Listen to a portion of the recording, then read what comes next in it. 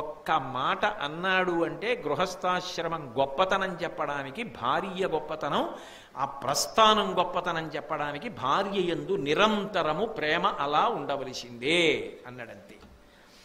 అలాగే కరుణయున్, గృహస్థుకి కారుణ్యం ఉండాలి, దయ ఉండాలి. దయ అంటే వాడికి లేదు నాకుంది కాదు దయ. అలా ఉంటే అది ఏమవుతుందో తెలుసా? కొన్నాళ్ళకి అహంకారం అవుతుంది. ఆయనకి ఎవడికో లేదండి నాకుందండి, వాడికి లేదు కాబట్టి నేను ఇస్తున్నాను అన్న భావన మెల్లిమెల్లిగా బాగా వేళ్ళు ఉంచుకుందనుకోండి, కొన్నాళ్ళు అయిన తర్వాత ఏమవుతుందో తెలుసా? అది అహంకారం కింద మారుతుంది. చూసావా నేనే ఇవన్నీ చేస్తున్నాను అన్న భావన వచ్చి అయిందానికి కాందానికి అస్తమానం ఏం మాట్లాడతాడో తెలుసా? చూశారా నేను ఈ పని చేస్తుంటాను, నేను ఈ ఈ కార్యక్రమాలు చేస్తాను అంటాడు. మీకు ఒక మాట చెప్పనా? ఈ సభలోనే నాకు కొడుకుతో సమానమైన వ్యక్తి ఉన్నాడు. ఆయన ప్రతీ నెల జీతం పుచ్చుకోగానే కని వదిలిపెట్టేసినటువంటి పసిపిల్లల్ని సంరక్షించే కేంద్రం ఉంది భానుగుడి దగ్గర కూడల్లో. దానికి జీతం పుచ్చుకోగానే ఆ పిల్లలు తాగడం కోసమని పాల ప్యాకెట్లు కొని కొన్ని వేల రూపాయలవి ఇస్తాడు ఆయన. ఆయన నాతో ఎప్పుడు చెప్పలేదు ఆ మాట. గురువుగారు నేను ఇలా ఇస్తాను అని ఆయన చెప్పలా. ఆ దంపతులు ఇద్దరూ నాతో ఎప్పుడు చెప్పలా. కానీ నాకు తెలుసు వాళ్ళు ఇస్తారని. నేను అడగల వాళ్ళని ఎప్పుడు. మీరు ఇస్తారట కదా అని నేను అడగల. ఎందుకో తెలుసా? నువ్వు చేసినది నువ్వు చెప్పుకోకూడదు 10 మాటలు. అలా చెప్తే ఏమవుతుందో తెలుసా? అది గర్వమునకు కారణమై కూర్చుంటుంది. దయ చూపించుట అన్న మాటలో అంతర్లీనంగా ఏ భావన ఉండాలో తెలుసా? భగవంతుడు నన్ను ఉద్ధరించడానికి, నా జన్మకొక ప్రయోజనాన్ని కల్పించడానికి ఆయనే లేనివాడిగా వచ్చి ఆయనే నాకు ఇది ఇచ్చి నా చేత అది ఆ వాడికి ఇప్పించి నాకు పుణ్యాన్ని కట్టబెట్టి ఉత్తర జన్మల్లో కూడా నన్ను కాపాడడానికి అనుగ్రహిస్తున్నాడు. లేనినాడు నేను ఇవ్వడం ఏమిటి నా బుర్ర అన్న వినయం ఉండాలి. అందుకే మీరు గమనించారో లేదో, ఎప్పుడైనా ఎవరికైనా దానం చేస్తే దానం చేసిన వాడు పుచ్చుకున్నవాడికి నమస్కారం చేస్తాడు తప్ప దానం పుచ్చుకున్నవాడు ఇచ్చిన వాడికి నమస్కారం చెయ్యడు. నిజానికి ఎవరెవరికి చెయ్యాలి? నేను లేనివాడికి ఇచ్చాను అనుకోండి 1000 రూపాయలు, ఆ 1000 రూపాయలు పుచ్చుకున్నవాడు నాకు దండం పెట్టాలి. కానీ నేనేం చేయాలి? 1000 రూపాయలు ఇచ్చి ఆయన కాళ్ళకి నమస్కారం చేయాలి. ఎందుకని? భాగవతంలో బలిచక్రవర్తి ఉపాఖ్యానంలో చెప్తారు, విప్రాయ ప్రకట వ్రతాయ భవతే విష్ణుస్వరూపాయతే తత్ప్రామాణ్య విదే త్రిపాదస్య ధరణిం దాస్యామి అంచున్ క్రియాక్షిప్రుండై ధనుజేశ్వరుండు వడుగుంచేసాచి పూజించి బ్రహ్మప్రీతం అని ధారబోసి భువనం ఆశ్చర్యము పొందట. నేను ఇస్తున్నది శ్రీ మహావిష్ణువుకి. ఆ విష్ణువు ఇక్కడ నా దగ్గరున్న 1000 రూపాయలు ఇవ్వడానికి అవకాశం ఇస్తూ అలా అవసరం ఉన్నవాడిగా నా ముందు వచ్చి నిలబడకపోతే ఈ 1000 రూపాయలు నా దగ్గర ఇలాగే ఉండిపోను. ఈ 1000 రూపాయలు వడ్డీతో పెరిగితే ఏమవుతుంది? ఓ 1,00,000 వచ్చుపోని, ఓ 25 ఏళ్ల తర్వాత అయినా సరే నీ శరీరం వదిలిపెట్టాలిగా.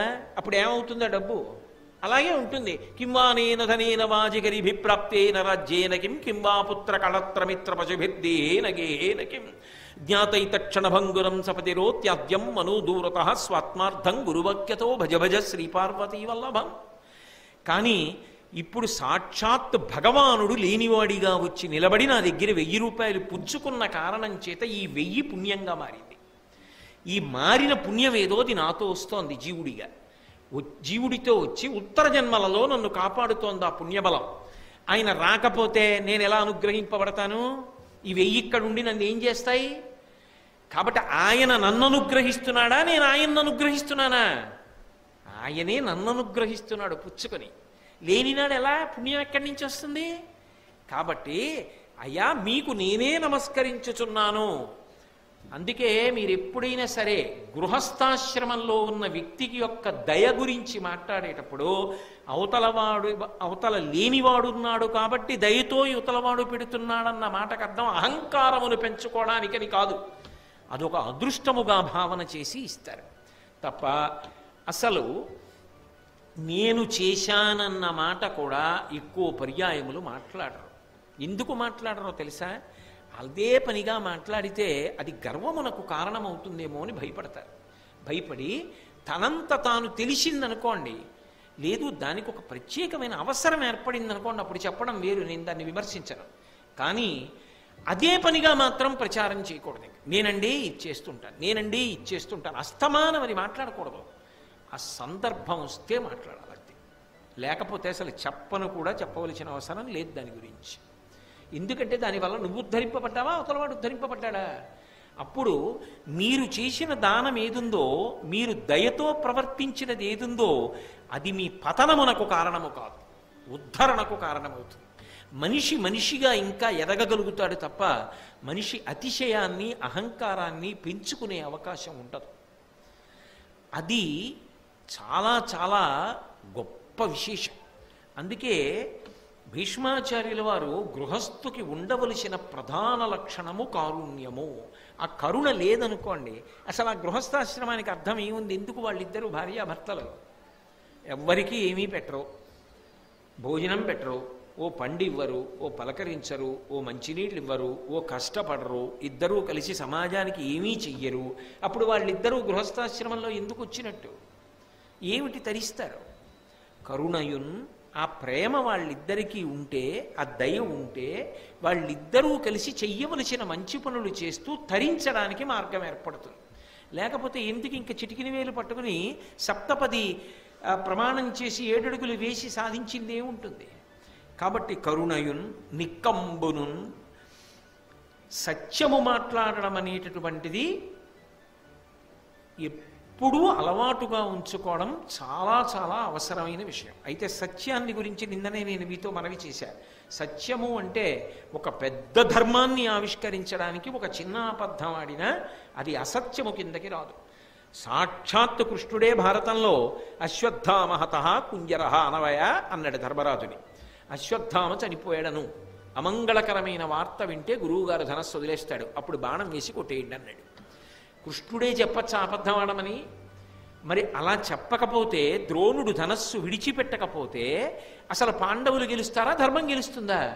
ధర్మాన్ని గెలిపించవలసి వచ్చినప్పుడు ఒక చిన్న అధర్మాన్ని చెయ్యవలసి వచ్చినా పెద్ద ధర్మాన్ని నిలబెడితే అది అసత్యము కిందకి రాదు. ధర్మము, ధర్మ సూక్ష్మము తెలిసి ఉండాలి. తెలిసి గృహస్థు సత్యమును పలుకుతూ ఉండాలి. కాబట్టి ఆ సత్యము లేని నాడు అసలు ఆ గృహస్థాశ్రమం కన్నా విషవృక్షం లోకంలో ఇంకొకటి ఉండదు. ఎందుకో తెలుసా?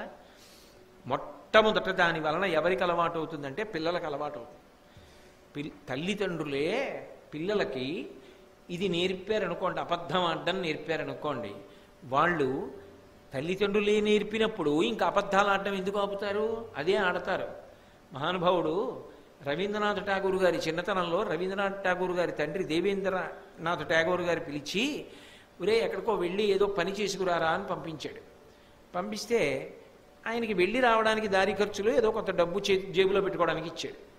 ఆయన తీరా ఆ టికెట్ కొనుక్కునే సమయానికి ఎవరో కనపడన్నాడు, ఎందుకయ్యా నువ్వు చూస్తే చిన్న కుర్రాళ్ళ ఉన్నావు, నీ వయస్సు ఇంతని చెప్పకు, హాఫ్ టికెట్కి సరిపోయే వయస్సు చెప్పేయి, ఇంత వయస్సు అని చెప్పు, నేను చూస్తే చిన్నపిల్లాళ్ళ ఉన్నావు అని 2 వైపులా హాఫ్ టికెటే కొనుక్కుని రవీంద్రనాథ్ ఠాగూర్ గారు డబ్బులు మిగిల్చి ఇంటికి వచ్చేసి తండ్రికి ఇచ్చారు. తండ్రి లెక్క చూసుకుని, ఏరా ఇంత డబ్బు ఎందుకు మిగిలింది అన్నారు. అంటే నాన్నగారు హాఫ్ టికెట్ కొనుక్కున్నాను నాన్నగారు, ఎవరు గుర్తుపట్టలేదు, నన్ను వచ్చి టికెట్ కలెక్టర్ అడిగితే నా వయసు ఇంతే అని చెప్పాను, ఇంత డబ్బు మిగిలింది నాన్నగారు అన్నాడు. ఆహా అన్నాడు. అని ఆయన గబగబా వెళ్ళి మేజా దగ్గర కూర్చొని ఒక కాగితం తీసి ఉత్తరం రాశాడు రైల్వే వాళ్ళకి. ఆ రోజుల్లో బ్రిటిష్ పరిపాలన. నా కొడుకు రవీంద్రనాథ్ ఠాగూర్ అబద్ధం చెప్పి ప్రభుత్వాన్ని మోసం చేసి హాఫ్ టికెట్ కొనుక్కుని డబ్బు మిగిల్చి నాకు తెచ్చిచ్చాడు. వాడు తెలియక చేసిన తప్పు, కానీ తండ్రిగా నేను క్షమించకూడదు కనుక అటు ఇటు కూడా ఫుల్ టికెట్ కొనుక్కుంటే ఎంత డబ్బు అవ్వాలో అంత, దాని మీద కట్టవలసిన పెనాల్టీ లెక్క చూసి నేను పంపిస్తున్నాను, దయచేసి మీరు అంగీకరించి రసీదు ఇవ్వండి అని రాసి వెనక్కి వెళ్ళి బీరువా తీసి డబ్బు తెచ్చి కొడుక్కిచ్చి, ఒరే ఈ డబ్బు అంతా పట్టుకెళ్ళి రైల్వే వాళ్ళకి కట్టి రసీదు పట్టరా, ప్రభుత్వాన్ని మోసం చేసి డబ్బు తెచ్చే కొడుకు నాకు అక్కర్లేదు, మనిషి శీలవంతుడై బ్రతికి సత్యం చెప్పి బ్రతికే కొడుకు నాకు కావాలి తప్ప ఇటువంటి కొడుకు నాకు అక్కర్లేదన్నాడు. ఈ మాట అన్నందుకు రవీంద్రనాథ ఠాగూర్ గారి జీవితం ఎంత పెద్ద మలుపు తీసుకుందో. ముందు పెనువేప విత్తులు ఎక్కడ మొదలవుతారంటే ఇంట్లో మొదలవుతారు. తల్లిదండ్రులే అయిన దానికి కాని దానికి అబద్ధాలు ఆడటం నేర్చుకున్నారనుకోండి, పిల్లలకు కూడా అదే అలవాటు అవుతుంది. ఆఖరికి తల్లి తండ్రి ఏమని చెప్తారు, ఒరే అబద్ధం ఆడకంటారా అని ఎలా చెప్తారు? ఊరుకోండి నాన్నగారు, మీరు తెల్లారులేస్తే ఏం చెప్తారో తెలియదు ఏంటంటారు. అక్కడతో పోయిందా? అప్పుడు ఎంత వయస్సు వస్తే మాత్రం ఏమిటి దాని వలన గౌరవం? అందుకే తల్లిదండ్రులు మాట్లాడిన మాటలు ఏవి ఉంటాయో అవి పిల్లల యొక్క జీవితాల్ని తీర్చిదిద్దుతాయి. సచిన్ టెండూల్కర్ తన జీవిత చరిత్ర రాసుకున్నప్పుడు అందులో ఒక మాట రాశాడు. ఆయన అంతర్జాతీయ స్థాయిలో క్రికెట్ ఆడడానికి మొట్టమొదట బయలుదేరుతూ వాళ్ళ నాన్నగారి దగ్గరికి వెళ్ళి నమస్కారం చేశాడు. నాన్నగారు, నేను అంతర్జాతీయ స్థాయిలో క్రికెట్ ఆడబోతున్నాను, నాకు విశేషమైన కీర్తి ప్రతిష్టలు డబ్బు రాబోతున్నాయి, నన్ను ఆశీర్వదించండి అని. వాళ్ళ నాన్నగారు భుజాలు రెండూ పట్టుకొని పైకెత్తి, నా కొడుకు అంతర్జాతీయ స్థాయి క్రికెటర్ అయి అంత ఖ్యాతి తెచ్చుకుంటే నేను ఎంతో ఆనందిస్తాను. అంతకన్నా నాకు కావలసింది ఏమిటో తెలుసా? ఈ దేశం తల ఉంచుకోవలసినటువంటి పౌరుడు కాకుండా ఉంటే నాకు చాలు. ఈ దేశం సంతోషించే పౌరుడిగా బ్రతకడం మాత్రం నాకు కావాలి అని చెప్పాడు. ఆ మాట నాకెప్పటికీ జ్ఞాపకం ఉండిపోయిందని టెండూల్కర్ బొంబాయిలో ఇల్లు కట్టుకుంటుంటే ఆ వీధిలో ఉన్న వాళ్ళందరికీ వ్యక్తిగతంగా ఉత్తరాలు వ్రాసి ఇంటికి పట్టుకెళ్ళి ఇచ్చాడు. నేను ఇల్లు కట్టుకుంటున్నాను, పెద్ద పెద్ద చప్పుళ్ళు అవుతాయి, సుత్తులు పెట్టి కొడతారు, టెండూల్కర్ మా వీధిలోకి వస్తున్నాడని మీరు ఓర్పుగా భరించడానికి సిద్ధపడుతున్నందుకు, నా వలన జరగబోయే కష్టాన్ని ఓర్చుకోవడానికి మీరు సిద్ధపడుతున్నందుకు మీ అందరికీ ముందే ధన్యవాదాలు చెప్తున్నానని వీధిలో ఉన్న ఇళ్లన్నింటికి వెళ్ళి ఉత్తరాలు ఇచ్చొచ్చాడు. టెండూల్కర్ అంటే క్రికెట్ ఆడేవాడే కాదు, అంత శీల వైభవం ఉన్నవాడు. అందుకు అంత ఖ్యాతి గణించాడు మహానుభావుడు. తల్లిదండ్రులు చెప్పిన మాటలు పిల్లల్ని అలా తీర్చిదిద్దుతాయి. తల్లిదండ్రులు అయిందానికి కాందానికి అబద్ధాలు ఆడితే పిల్లలకు అదే అలవాటు అవుతాయి. అందుకే నిజానికి ఒక మంచి దేశం ఎక్కడి నుంచి తయారవుతుంది అంటే మంచి కుటుంబంలోంచి తయారవుతుంది. ఆ గృహస్థాశ్రమంలో ముందు ఆ భార్యాభర్తలకి తెలియాలి ఎలా ప్రవర్తించాలో, పిల్లల్ని ఎక్కడికి తీసుకెళ్లాలో, ఎవరి దగ్గరికి తీసుకెళ్లాలో, ఎవరి మాటలు వాళ్ళు వినాలో, వాళ్ళు ఏం నేర్చుకోవాలో చెప్పని నాడు పిల్లలకి సంస్కారం ఎక్కడి నుంచి వస్తుంది? కాబట్టి నిక్కంబును దాల్మియున్, గృహస్థాశ్రమంలో ఉండేటటువంటి వాళ్ళకి విశేషమైనటువంటి ఓర్పు అవసరం. ఎందుచేత అంటే 10 మంది ఆ ఆశ్రమం మీద ఆధారపడి ఉంటారు. ఎన్నో మంచి పనులు చేయవలసి ఉంటుంది. ఇంటికి చుట్టాలు వస్తారు, ఓ పెళ్ళికెడతారు, ఓ 10 మందికి ఉపకారం చేయవలసి ఉంటుంది. ఎవడో చటుక్కుని ఏదో అనరాని మాట అంటాడు. ఓర్పు, అనుభవం, సహనం ఇవి చేత కాకపోతే ఇంకా గృహస్థాశ్రమానికి అర్థమే ఉంది? డక్కాముక్కీలు తిన్నా సరే ఓర్పు పట్టి తట్టుకుని నిలబడి వెనకనున్న వాళ్ళకి అనుభవాన్ని పంచిపెట్టగలిగిన దార్శనికులు కావాలి. అందుకని దాల్మియున్ సుజనాసంగము, చాలా పెద్ద మాట వేసేశాడండి భీష్ముడు ఇక్కడ. ఇది సముద్రమంత లోటైన మాట వేశాడు.